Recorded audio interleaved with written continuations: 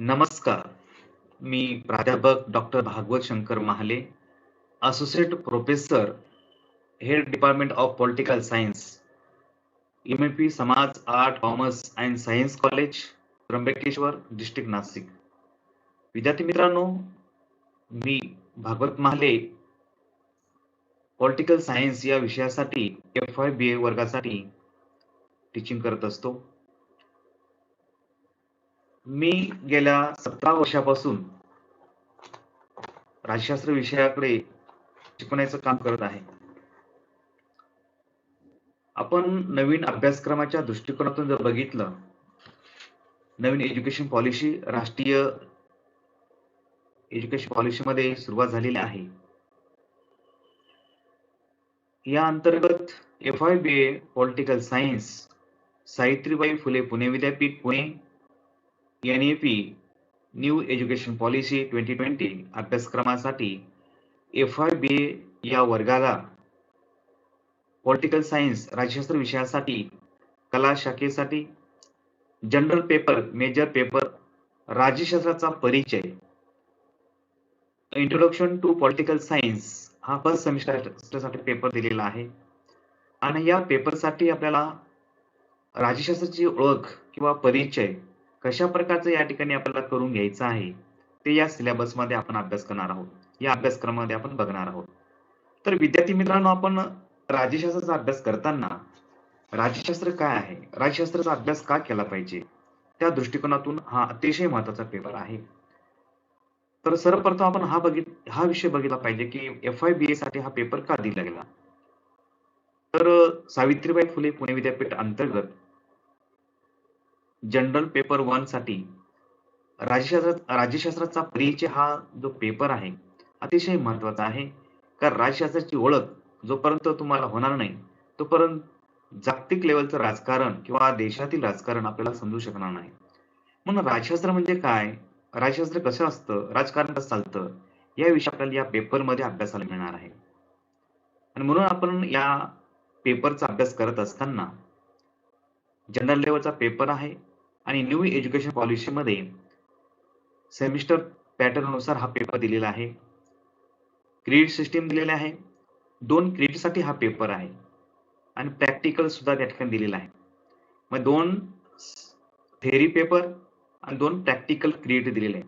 म्हणजे 4 क्रेडिटसाठी हा पेपर आहे. आणि या पेपरचा अभ्यास करताना आपल्याला या ठिकाणी अतिशय अनमोल अशी माहिती आपल्याला मिळणार आहे.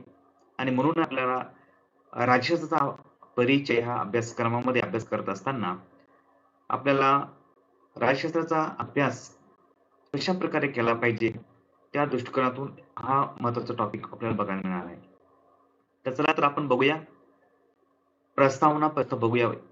इंट्रोडक्शन राज्यशास्त्राचं आपण बघूया. आणि या इंट्रोडक्शन बघत असताना तुम्हाला लक्षात येणारच आहे की प्रास्ताविक दृष्टिकोनातून पाहत असताना राज्यशास्त्र हे राजकीय तत्वज्ञानाच्या जवळचे आहे. मग सामाजिक शास्त्रामध्ये एक महत्त्वाचं शास्त्र म्हणून मानलं गेलेलं आहे.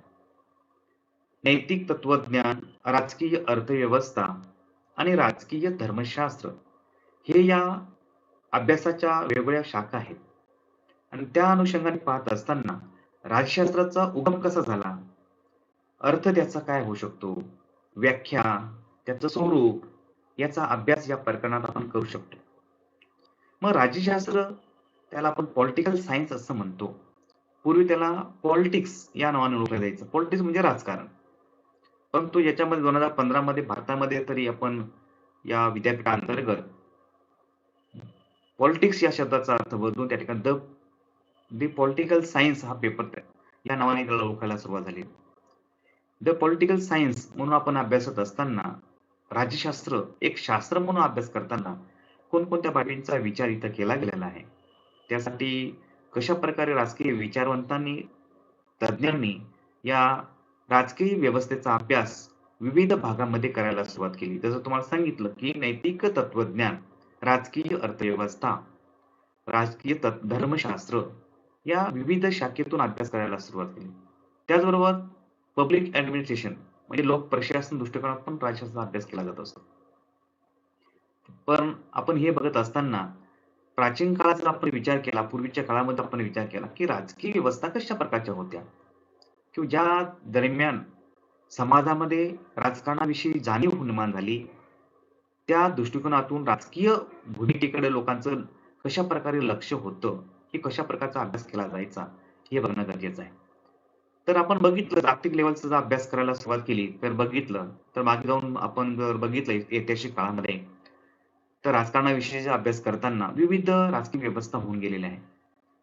आणि ह्या राजकीय व्यवस्था त्या त्या काळामध्ये मग ते नीतिशास्त्रानुसार अभ्यास करत होत्या. राजकीय अर्थव्यवस्थेत दृष्टीने अभ्यास करायच्या.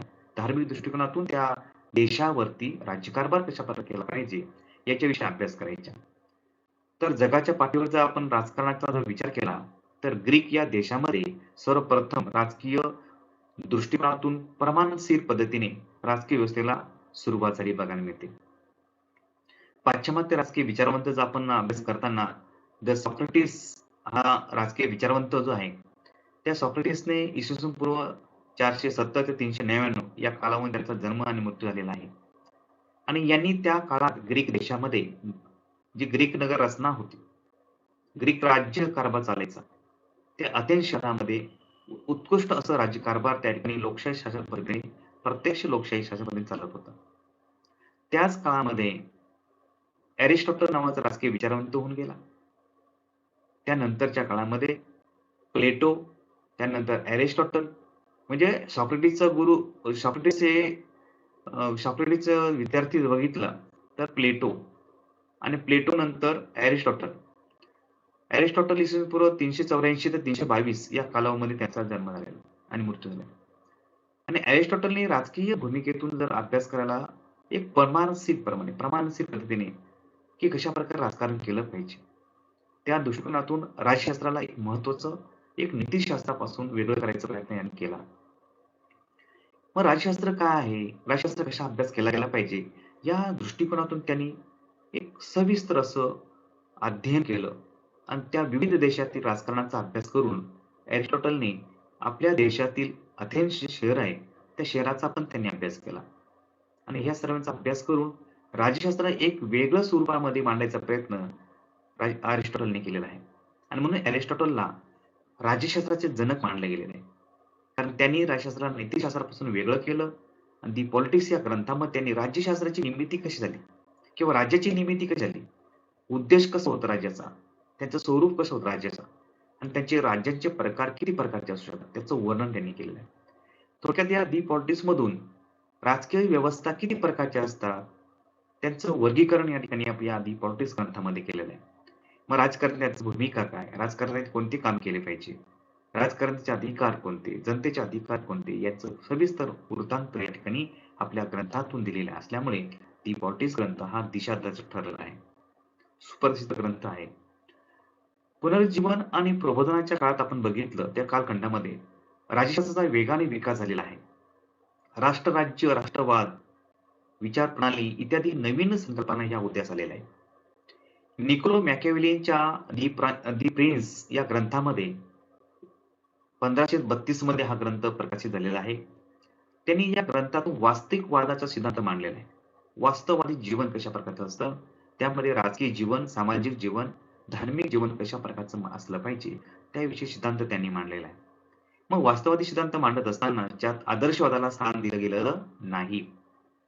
दी प्रिन्स ग्रंथ हा राजकारण्यासाठी सुद्धा महत्वाचा ग्रंथ ठरलेला आहे. त्यानंतरचा कालावधी आपण बघितलं तर थॉमस हॉब्स, जॉन लॉक, रुसो यांनी जर त्या काळामध्ये बघितलं तर इंग्लंड या देशामध्ये सामाजिक करार सिद्धांत त्यांनी मांडलेला बघायला मिळतो. आणि इंग्लंड देशातील हे राजकीय विचारवंत आहे. आणि सिद्धांतातून त्यांनी राज्याच्या उदयाची मांडणी त्यांनी केलेली आहे. राज्य कशा प्रकारचं असतं, राज्य कसं उदयास आलेलं आहे, ज्यात राज्य मानवनिर्मित आहे की ते नैसर्गिक आहे, याच्याविषयी सांगितलेलं आहे. आता युरोपातील नवीन शोध आणि पाश्चिमात्य तत्वज्ञानाच्या प्रभावामुळे चर्च या ठिकाणी आपण जर बघितलं आणि राज्याचं वेगवेगळं पण आहे. राज्य कशा प्रकारे वेगवेगळ्या प्रकारचे आहे, याच्याविषयी त्यांनी आपल्या राजकारणामध्ये वेगळेपण कशा प्रकारचे प्रोत्साहित केलेलं आहे. ज्यामुळे सामाजिक शास्त्राचा विकास कसा झाला, याच्याविषयी त्या ठिकाणी सविस्तर विस्तरण मांडणी केलेलं आहे. तर म्हणून आपण आता या पाहत असताना आपण राजकीय अनुषंगाने पाहत असताना या पार्श्वभूमी, ऐतिहासिक पार्श्वभूमी पण बघणं गरजेचं आहे. मग राज्यशास्त्राला महत्त्व, राज्यशास्त्राचं उगम, राज्यशास्त्र कशाप्रकारे डेव्हलप झालं, याच्याविषयी आपण या ठिकाणी बघणं गरजेचं आहे. मग आम्ही या राज्यशास्त्राकडे पाहत असताना आधुनिक काळामध्ये किंवा 16व्या शतकामध्ये, 18व्या शतकामध्ये किंवा 19व्या शतकाच्या दरम्यान राजकीय परिस्थिती कशी होती? किंवा 20व्या 21व्या शतकामध्ये त्याचं स्वरूप कसं बदललं? याच्याविषयी आपण अभ्यास करणं फार गरजेचं आहे. आपण बघितलं प्राचीन काळातील जे काही राजकीय व्यवस्था कशा प्रकारच्या होत्या, त्यामध्ये कशाप्रकारे त्यांनी सुधारणा केल्या आणि आधुनिक रूपाने त्या राज्यशास्त्राला कशाप्रकारे रूप दिलेलं आहे. तर या संदर्भात आपण बघत असताना राज्यशास्त्राचं स्वरूप कसं बदलत गेलं, त्याला कसं महत्त्व दिलं गेलं, याविषयी आपण पाहत असताना अमेरिकेमध्ये बेंजामिन फ्रँकलिन आणि थॉमस जेफरसन यांनी राज्यशास्त्राला महत्त्व विशेष केलेलं आहे. ते विशेष महत्त्व त्यांना प्राप्त करून देत असताना राज्यशास्त्र किती महत्त्वाचं आहे, त्यासाठी आपण कशाप्रकारे त्याला सखोल असा अभ्यास करणं गरजेचं आहे. त्याला शास्त्रीय स्वरूप कसं दिलं गेलं पाहिजे, याच्याविषयी त्यांनी सविस्तर वर्णन केलेलं आहे. या फ्रँकलिन आणि जेफरसन यांनी ऑक्सफर्ड चे जे प्राध्यापक एडवर्ड ऑगस्ट फ्रीडमन यांनी सुद्धा काय म्हटलेलं आहे, की इतिहास हे घडून गेलेलं राजकारण आहे. तर राजकारण हे वर्तमान इतिहास आहे, असं म्हटलेलं आहे. मग त्या फ्रीडमन यांनी अ, ऑक्सफर्ड विद्यापीठाचे प्राध्यापक आहेत. त्यांनी राज्यशास्त्राचं महत्त्व पटवून देताना त्यांनी सांगितलं, की इतिहास काय? हे घडून गेलेलं राजकारण आहे. तर राजकारण हे वर्तमानाचं इतिहास आहे, असं म्हटलेलं आहे. पण जॉन हॉपकिन्स विद्यापीठामध्ये जर वेस्टर्न विलोबी आणि इतरांनी जर बघितलं, तर राज्यशास्त्राच्या अभ्यासाची सुरुवात त्यांनी केलेली आहे. तर अमेरिकन राज्यशास्त्राचा परिषद भरली अमेरिकेमध्ये आणि त्या 1903 मध्ये ही परिषद झाली आणि त्या परिषदेमध्ये 1930 मध्येच त्यांनी स्थापना केली आहे राज्यशास्त्र परिषदेची. मग अमेरिकेत राज्यशास्त्र परिषद 1903 मध्ये जेव्हा स्थापन झालं, त्यावेळी राज्यशास्त्राच्या अभ्यासाला एक मोठं स्वरूप प्राप्त झालं. त्याला प्रोत्साहन मिळालं, की राज्यशास्त्राकडे बघण्याचा दृष्टिकोन बदलून गेला. राज्यशास्त्राला एक विशिष्ट महत्त्व ते प्राप्त झालं आणि म्हणून भारतीय संदर्भात आपण जर विचार केला, तर सोमदेवाच्या वाक्यामृत मध्ये राज्याला नमस्कार आहे, असं म्हटलेलं आहे.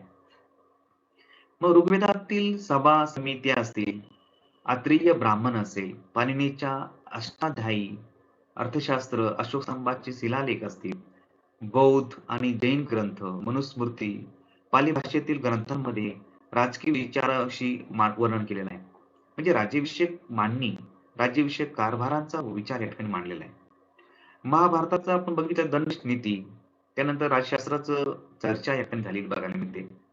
प्राध्यापक अशोक चोसाळकर यांनी सुद्धा आपल्या ग्रंथांमधून प्राचीन भारतीय राजकीय विचार 2011 मध्ये तो प्रकाशित झाला. त्याच्यामध्ये त्यांनी म्हटलेलं आहे, की प्राचीन भारतीय राज्यशास्त्राच्या विविध पैलूंची चर्चा या ठिकाणी त्यांनी मांडलेली बघायला मिळते, की कशाप्रकारे भारतामध्ये पण राजकीय जीवन होतं. त्या पद्धतीने त्या भारतामध्ये असलेले राजकीय विविध पैलू त्यांनी आपल्या ग्रंथातून व्यक्त केलेले आहे. दी.का. गर्दे जे राजकीय विचारवंत प्राध्यापक यांनी आधुनिक काळात राज्यशास्त्राच्या उद्दिष्टामध्ये मोठा बदल झालेला आहे. त्यांनी एकेकाळी राज्याचे कर्तव्य काय आहे, त्याचा परिचय या ठिकाणी करून दिला आहे. तो कर्तव्य परकीय आक्रमणापासून संरक्षण कसं द्यायला पाहिजे, त्यासाठी राज्यशास्त्राचं महत्त्व काय आहे, न्यायदान पद्धतीचं कशाप्रकारे व्यवस्थापन केलं गेलं पाहिजे, न्यायदान करताना त्या ठिकाणी मर्यादित कशा प्रकारचे अधिकार दिले गेले पाहिजे. परंतु सार्वजनिक आरोग्य असेल, कुटुंब नियोजन असेल किंवा शिक्षण प्रसार असेल, या समाजाच्या गरजांसाठी यंत्रणा उभी करणं गरजेचं आहे. ही त्यावेळेस त्यांनी सांगितलेलं आहे. मग गर्दे म्हणतात, की शिक्षण, कुटुंब, आरोग्य या गोष्टीला महत्त्व पण या राज्यशास्त्रामध्ये दिलं जातं. त्याचबरोबर त्याचं संरक्षण जीवनाचं.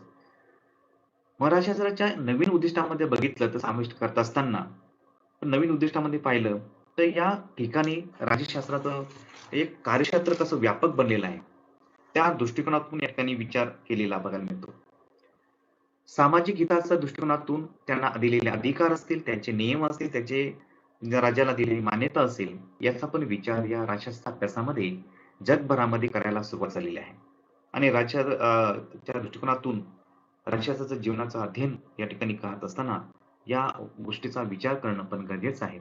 आणि म्हणून राज्यशास्त्राचा परिचय किंवा राज्याचा अभ्यास करताना या बाबींकडे लक्ष देणं अत्यंत महत्वाचं होतं आणि अशा प्रकारचं ऐतिहासिक पार्श्वभूमी बघितली तर अनेक देशातून राजकीय दृष्टिकोनातून बघितलं तर विविध राजकीय व्यवस्था होऊन गेलेल्या आहे. त्यासाठी राजकीय विचारवंतांनी ग्रंथ लिखाण करून एक प्रबोधनाचं काम केलेलं आहे, एक दिशा देण्याचं काम केलेलं आहे.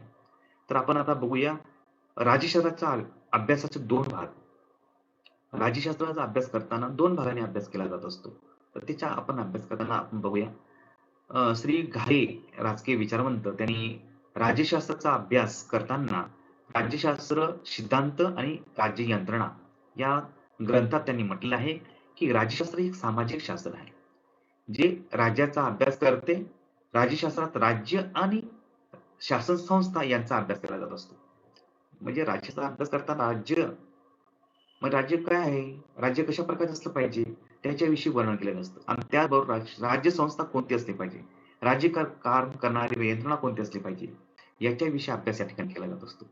आणि म्हणून या ठिकाणी राजकीय सिद्धांत आणि राज्य यंत्रणा हा अतिशय महत्त्वाचा भाग असतो. त्यामुळे राज्यशास्त्र हे एक सामाजिक शास्त्र आहे. मग समाजशास्त्रामध्ये राज्याला महत्त्वाचं स्थान दिलं आहे. मग राज्य आणि राज्य यंत्रणा किंवा शासन यंत्रणा कशी असली पाहिजे, कोणती असली पाहिजे याच्याविषयी या ठिकाणी या ग्रंथामधून वर्णन केलेलं आहे. पूर्वी पॉलिटिक्स हा इंग्रजी शब्द जो होता, त्या इंग्रजी शब्दाला पहिले पॉलिटिक्स, तो ग्रीकमध्ये त्याला पॉलिस या शब्दापासून आलेला आहे. म्हणजे आपण दी पॉलिटिक्स हा जो शब्द आहे, तो इंग्रजी आहे, परंतु तो ग्रीक शब्द जो आहे पोलिस या शब्दापासून आलेला आहे. याचा अर्थ काय होतो? शहराच्या संरक्षणासाठी बांधलेला किल्ला. म्हणजे पॉलिसचा अर्थ ग्रीकमध्ये काय दिलेला आहे? तर शहराच्या संरक्षणासाठी बांधलेला किल्ला असा त्याचा अर्थ होतो. मग अरिस्टॉटलने मानवाला सामाजिक प्राणी म्हणून वर्णन केलेलं आहे. मनुष्य काय आहे? सामाजिक प्राणी आहे. आणि मग सामाजिक जीवनामध्ये त्याचं जीवनाचं रक्षण, त्याचं पालन-पोषण, त्याचं जी संपत्ती आहे त्याचं रक्षण, जीवाचं रक्षण हे फार महत्वाचं आहे. आणि त्या अनुषंगाने पॉलिस हा शब्द वापरलेला आपल्याला बघायला मिळतो. त्यानं राज्यशास्त्राच्या अभ्यासामध्ये बघितलं तर राज्याचे मूळ स्वरूप कसं असलं पाहिजे, विविध अंगे त्यांनी त्या ठिकाणी वर्णन केलेले आहे आणि त्याचा विकास. मग राज्याचं स्वरूप, त्याचे अंग, त्यांचा विकास या गोष्टीचा समावेश या राज्यशास्त्राच्या अभ्यासामध्ये केलेला आहे. काही विचारवंत जसे ब्लॅटसी आणि गार्नर हे राज्य आणि राज्यसंस्था किंवा राज्यसंस्थाचा अभ्यास करताना सांगतात, तर काही लिकॉक नावाचा राजकीय विचारवंत फक्त शासनसत्तेवर लक्ष केंद्रित करतात. लॉस्की आणि गेटेल यांचा जर आपण विचार बघितला तर त्याचा दृष्टिकोन पाहिला तर राज्यशास्त्रामध्ये राज्य आणि शासनसंस्थेचा दोन्ही चा अभ्यास करताना बघायला मिळतात. म्हणजे लॉस्की आणि गेटेलनी काय केलं? राज्यशास्त्र राज्य म्हणून आणि राज्यशास्त्राची संस्था म्हणून या दोन्हीचा अभ्यास केलेला बघायला मिळतो. मग राज्याची निर्मिती किंवा राज्यशास्त्राची निर्मिती करताना किंवा राज्याची निर्मिती ही राज्यशास्त्रामध्ये राज्याची निर्मिती कशी झालेली आहे? मग तो अभ्यास या राज्यशास्त्रात केला जात असतो. मग राज्याची निर्मिती कशाप्रकारे केली, त्यानंतर त्याचं स्वरूप कसं असलं पाहिजे, त्यानंतर त्याच्या प्रकारे विकास कसा झालेला आहे किंवा त्याचबरोबर त्या ठिकाणी असलेल्या विविध विषयांची स्थिती भविष्यात काय असणं आवश्यक आहे, याचा विचार या ठिकाणी या राज्यशास्त्राच्या अभ्यासामध्ये केला जात असतो. मग राज्याची निर्मिती, स्वरूप, त्याचा विकास आणि त्याची स्थिती काय आहे, ती कशाप्रकारे विकसित होऊ शकते, या बाबींचा पण विचार या राज्यशास्त्राच्या अभ्यासामध्ये केला जात असतो. मग राज्याचे सिद्धांत, शासन संस्थेचा अभ्यास या ठिकाणी आपण करताना बघायला मिळतो. अशा विविध अंगाने आपण राज्याचा अभ्यास करत असतो आणि त्या अनुषंगाने आपण करणं गरजेचं आहे. मग समाज जीवनामध्ये याचं अध्ययन पण आपण करणं अतिशय महत्त्वाचा भाग आहे. मग ह्या 2 अनुषंगाने आपण अभ्यास करताना राज्यशास्त्र राज्याचा अभ्यास करताना किंवा राज्यशास्त्राचा अभ्यास करताना 2 दृष्टिकोन आपण ठेवलेले आहेत. या 2 दृष्टिकोनात त्याचा अभ्यास होत असतो.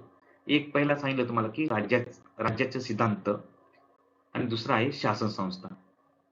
म्हणजे पॉलिटिकल फिलॉसॉफी म्हणजे राजकीय तत्वज्ञान किंवा राजकीय सिद्धांत आणि राजकीय शासन संस्था किंवा राजकीय इन्स्टिट्यूट या अनुषंगाने ते राजकीय व राज्यशास्त्राचा अभ्यास करताना 2 भाग केलेले आहेत. आणि या 2 भागात अभ्यास करत असताना राज्याच्या राजकीय तत्वज्ञान किंवा राजकीय सिद्धांत या दृष्टिकोनाचा अभ्यास करताना त्याच्यामध्ये काय असणं अपेक्षित आहे? मग राज्याचे सिद्धांत याविषयी अभ्यास करताना राज्याचा उदय कधी झाला? त्याचं वर्गीकरण काय आहे? ते सार्वभौमत्वाचा सिद्धांत तिथे मांडले बघायला मिळतात. म्हणजे राजकीय सिद्धांताच्या बाबतीमध्ये आपल्या पॉलिटिकल फिलॉसॉफी किंवा थिअरीमध्ये अभ्यास करत असताना राज्याचे सिद्धांत त्यांनी मांडलेले. उदय कसा झाला? त्याचं वर्गीकरण केले. राज्य कोणकोणत्या प्रकारचे असू शकतात? सार्वभौमत्वाचं त्याचं सिद्धांत कशा प्रकारचे आहे? मार्के कशी प्रकार दिलेली आहे राज्याच्या या जनतेला, हे आपल्याला या राजकीय सिद्धांतामध्ये अभ्यासाला मिळतं. म्हणजे पॉलिटिकल फिलॉसॉफी अँड थिअरी या दृष्टिकोनातून करणारा पहिला अभ्यास बघायला मिळतो.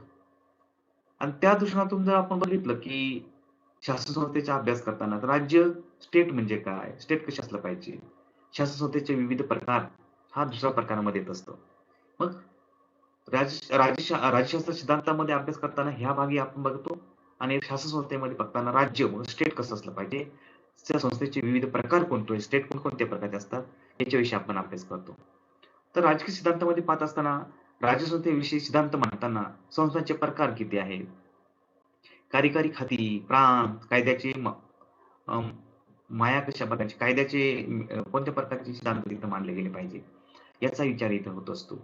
तर शासन संस्थेमध्ये काय असतं, ते शासन संस्थेचे सरकार किंवा प्रकार किंवा त्याची काम करण्याची पद्धत कोणकोणत्या प्रकारचे असू शकतात. तर त्यामध्ये संविधानिक कायदा, संसदीय शासन व्यवस्था किंवा अध्यक्षीय, सेनादले, व्यापार, चलन, अंदाजपत्रके याविषयी पण अभ्यास या ठिकाणी शासन संस्थेमध्ये केला असतो. तर आपण सिद्धांताविषयी आपण अभ्यासत असताना जर तिसरा पॉइंट बघितला, तर तिसऱ्या पॉइंटमध्ये कायदेविषयक सिद्धांत मांडले गेले असतात. मग पॉलिटिकल फिलॉसॉफीमध्ये किंवा पॉलिटिकल थिअरीमध्ये आपण अभ्यासत असताना त्या कायदेविषयक सिद्धांत पण मांडले गेलेले असतात. मग कायदा करण्याचा उद्देश काय असतो? कायद्याचा तात्विक विचार कशा प्रकारचा असतो? कायदा करण्याची पद्धत, न्यायदान करण्याची पद्धत याविषयी पॉलिटिकल थिअरी किंवा पॉलिटिकल फिलॉसॉफीमध्ये याचा विचार होत असतो. तर दुसरा अभ्यासाचा प्रकार तो म्हणजे काय? शासन संस्था. आता याच्यामध्ये तिसरा पॉइंट बघताना कायदे आणि विधेयके याचा विचार होत असतो. कायदा कसा असला पाहिजे, त्याचे विधेयक कसे बनवले पाहिजे, याचा विचार इथे होत असतो. मग कायद्याची पद्धत, न्यायदान मंडळे, न्यायदान मंडळाची परंपरा, सत्ता याचा पण विचार येत असतो. म्हणजे ती कायदे पद्धती, न्यायदान मंडळे, कोणकोणत्या प्रकारची त्या मंडळे तयार केली आहे. न्याय मंडळाबरोबर त्या ठिकाणी परंपरा, सत्ता याचा पण विचार होत असतो. चौथा मुद्दा आपण बघितला राजकीय सिद्धांतामध्ये, तर राज्याचे मानवी स्वरूप कशा प्रकारचं आहे? मानवी जीवन कशा प्रकारचं आहे? त्याच्याविषयी त्या ठिकाणी राजकीय दृष्टिकोनातून राज्यशास्त्र या राजकीय विचारवंत किंवा राजकीय सिद्धांतामध्ये आपण अभ्यास करताना पॉलिटिकल थिअरी किंवा पॉलिटिकल तत्वज्ञान किंवा पॉलिटिकल फिलॉसॉफीमध्ये या अन्य राज्याशी संबंधित असलेले आंतरराष्ट्रीय कायदा याचा पण विचार होत असतो. म्हणजे राज्यांचे मानवी स्वरूप त्या राज्यामध्ये जीवनाकडे बघताना कशा प्रकारचं आहे? अन्य राज्याशी संबंध कशा प्रकारे ठेवला जात असतो? आंतरराष्ट्रीय पातळीवर कायदा कशा प्रकारचा असला पाहिजे? याच्याविषयी पॉलिटिकल फिलॉसॉफी किंवा पॉलिटिकल थिअरीमध्ये आपण या ठिकाणी अभ्यास करताना बघायला मिळत असतं. तर त्याचबरोबर शासन संस्थेचा हा दुसऱ्या प्रकारमध्ये अभ्यास असताना त्याचा चौथा प्रकार आहे तो म्हणजे राज्याचे मानवीकरण. मग ते राज्यामध्ये मनुष्याला काय महत्त्व दिलेलं आहे? किंवा राजनैतिकला महत्त्व दिलंय, पण मानवी जीवनाला कशा प्रकारचे महत्त्व दिलंय? आणि त्या अनुषंगाने पाहत असताना त्या ठिकाणी असलेल्या मानवी जीवनामध्ये कोणकोणत्या स्वरूपाचे आपण लक्ष देणं अपेक्षित आहे किंवा त्या ठिकाणी त्या राजनैतिक दृष्टिकोनातून धोरणे कशी असली पाहिजे, राज्याचा विकास करताना त्यांची पॉलिसी कशी असली पाहिजे, त्याचे उपाययोजना कशा असल्या पाहिजे, याचं मानवीकरण करताना त्याचा विचार या शासन संस्थेमध्ये केला जात असतो. त्यानंतर युद्ध किंवा आंतरराष्ट्रीय परिषदा, त्यांच्या तह असतील किंवा आंतरराष्ट्रीय व्यापार असेल किंवा आंतरराष्ट्रीय करार असेल, याच्याविषयी विचार या ठिकाणी करणं अपेक्षित आहे आणि त्या अनुषंगाने या परिषदेत अभ्यास करताना बघायला मिळत असतो. म्हणून राज्यशास्त्राचा अभ्यास करताना या बाबीकडे लक्ष देणं अतिशय महत्त्वाचा भाग आहे.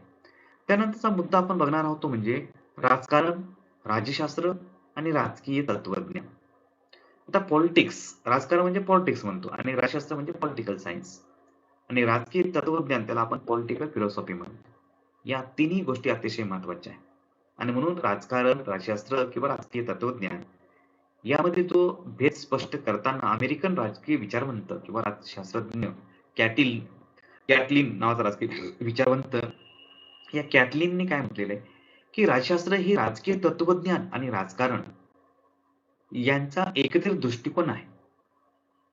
म्हणजे त्यांनी त्या कॅटलिननी अमेरिकन राजकीय विचारवंत किंवा राजकीय शास्त्रज्ञ तो म्हणतो, की राज्यशास्त्र हे काय राजकीय तत्वज्ञान आणि राजकारण यांचं एकत्रित दृष्टिकोन आहे. तर राजकारणाचं असलेले सिद्धांत, त्यांचे विविध पैलू या राजकीय तत्वज्ञानामध्ये मांडलेले असतात. मग राजाने कसं काम केलं पाहिजे, जनतेने कशा प्रकारची भूमिका निभावली पाहिजे आणि हे करण्याची पद्धत म्हणजे राजकारण. मग राज्यशास्त्रात समाजातील घटकांचा अभ्यास, त्यावर नियंत्रण ठेवण्याचे विचार या ठिकाणी केले जातात. म्हणजे जनतेने कसं राहिलं पाहिजे, किंवा जनतेवर कसं कंट्रोल केलं पाहिजे, जनता कशी नियंत्रित ठेवली पाहिजे. मग हे राजशास्त्राच्या अभ्यासामध्ये दिलेलं आहे. मग राजकीय तत्वज्ञानाचा आपण अभ्यास करताना, तत्वज्ञानाचा दृष्टिकोन पाहत असताना राजकीय मूल्य ठरवण्याचं पण, त्याची चर्चा करण्याचं पण कार्य दिलेलं आहे. मग राजशास्त्राच्या वस्तुस्थितीचं विश्लेषण करून राजकीय घटकांचं विश्लेषण या ठिकाणी केलं असतं. मग वस्तुस्थिती काय आहे? विश्लेषण करताना त्यांनी राजकीय घटना काय-काय घडलेल्या आहेत. आपण बघत असतो राजकारणामध्ये अनेक प्रकारच्या घटना घडलेल्या आहेत. म्हणजे फ्रेंच राजकारण आपण तो बघितलं, की पहिलं महायुद्ध, दुसरं महायुद्धाचं आपण राजकीय घटना बघायला मिळतात. तर राजकीय तत्वज्ञानामध्ये राजसंस्थेच्या ध्येयाचा पण अभ्यास या ठिकाणी केला असतो. म्हणजे आपल्या राजकारणामध्ये राजकीय भूमिकेतून राजकारण का केलं जात असतं? त्यामागचा उद्देश काय? त्यामागचं तत्वज्ञान काय? ते राजकारण का केलं पाहिजे? याच्याविषयी तत्वज्ञानाविषयी राजसंस्थेच्या अध्ययनाचा अभ्यास केला जातो. म्हणजे ते राजकीय दृष्टिकोनातून ती संस्था कशाप्रकारे काम करतात आणि त्या करण्याचा उद्देश काय? त्याचे तत्वज्ञान काय? त्यांचं ध्येय काय? त्याचा पर्पज काय? याचा पण विचार या ठिकाणी होत असतो. आणि म्हणून या ठिकाणी राजकारण किंवा राजशास्त्र आणि राजकीय तत्वज्ञान या तिन्ही बाबी अतिशय महत्त्वाच्या या आपल्याला बघायला मिळतात. प्राध्यापक श्री घाले यांनी आपल्या राजशास्त्र सिद्धांत आणि राज्य यंत्रणा या ग्रंथामधून पण आपले विचार व्यक्त केलेले आहेत. त्यांनी 1972 या ग्रंथामध्ये स्पष्ट करताना इंग्रजीतील दी पॉलिटिक्स किंवा पॉलिटिक्स, पॉलिटिकल सायन्स आणि पॉलिटिकल फिलॉसॉफी या शब्दांचा विशिष्ट असा अर्थ दिलेला आहे. एरिस्टॉटलने आपल्या ग्रंथामध्ये पॉलिटिक्स हे जे नाव आहे ते दिलं. म्हणजे आपण दी पॉलिटिक्स असं पण म्हणतो, दी पॉलिटिकल सायन्स, हे दी पॉलिटिक्स हा ग्रंथ म्हटलेला आहे. म्हणजे एरिस्टॉटलने त्या काळात राजकारण असं म्हटलं गेलं होतं. मग त्यांनी त्या ग्रंथाचं नाव दी पॉलिटिक्स दिलं होतं. तर कौटिल्यने अर्थशास्त्र असं त्यांनी नाव दिलेलं आहे. आणि कौटिल्यने पण आपल्या अर्थशास्त्र ग्रंथामधून राजकीय विश्लेषण केलेलं आहे. राजकीय परिस्थिती, त्याची व्यवस्था कशी असली पाहिजे, त्यामध्ये अर्थकारण कसे असले पाहिजे, हे सांगितले कौटिल्याने. त्याचबरोबर प्राचीन ग्रंथामध्ये बघितलं तर राजनीती आणि त्या राजनीती अंतर्गत पाहिलं तर राजधर्म हा पण अतिशय महत्वाचा भाग आहे. मग राजधर्म आणि राजनीती याचा उल्लेख या ठिकाणी आपल्याला या प्राचीन ग्रंथामध्ये बघायला मिळतो. मग या राजनीती, राजधर्म म्हणजे राजनीती म्हणजे राजकारण करण्याविषयी. राजधर्म म्हणजे राजधर्मातून, धर्माच्या नीतीतून राजकारण करण्याचा उद्देश या ठिकाणी सांगितलेला आहे. त्या काळात धर्मात पण महत्त्वाचं स्थान होतं.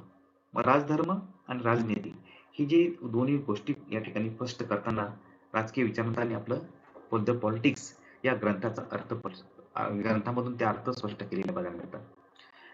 पॉलिटिक्स या शब्दाचा अर्थ बदलत चाललेला आहे. आपल्याला आता बघाल तर आज प्रचलित राजकारण असे संबोधले जात असतं पॉलिटिक्सला. म्हणजे राजकारण आजचं बघितलं, सध्याचं राजकारण बघितलं तर कशाप्रकारे बदलत चाललेलं आहे याच्याविषयी पण या ठिकाणी आपल्याला बघायला मिळत असतं. राज्यशास्त्र म्हणजे काय? तर पॉलिटिक्स.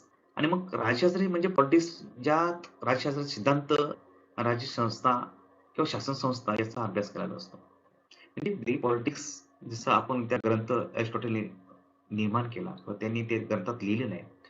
त्या दृष्टिकोनातून पाहत असताना आधुनिक काळामध्ये पण बरेचसे बदल झालेले बघायला मिळतात.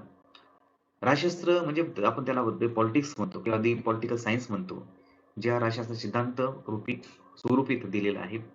शासन संस्थेचं स्वरूप इथे अभ्यासलं जात असतं.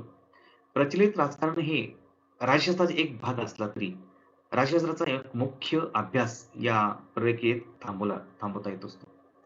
पण राज्यशास्त्राचा मुख्य अभ्यास इथं केला जात असतो, या प्रक्रियेमध्ये केला असतो. पॉलिटिकल सायन्स या मराठीत आपण त्याला राज्यशास्त्र म्हणतो. त्याचा अनुवाद केला गेलेला आहे, की पॉलिटिकल सायन्स म्हणजेच राज्यशास्त्र. म्हणजे त्याला शास्त्रीय स्वरूप दिलं गेलेलं आहे. आणि त्या अनुषंगाने राजकारणाचा अभ्यास करताना त्याला शास्त्रीय दृष्टिकोनातून मूल्यमापन करणं अपेक्षित आहे. प्रायोगिक तत्त्वातून त्या ठिकाणी विचार विनिमय करणं गरजेचं आहे, की राजकीय जी काही प्रक्रिया आहे कशाप्रकारे चालते त्याचा विचार करणं गरजेचं आहे.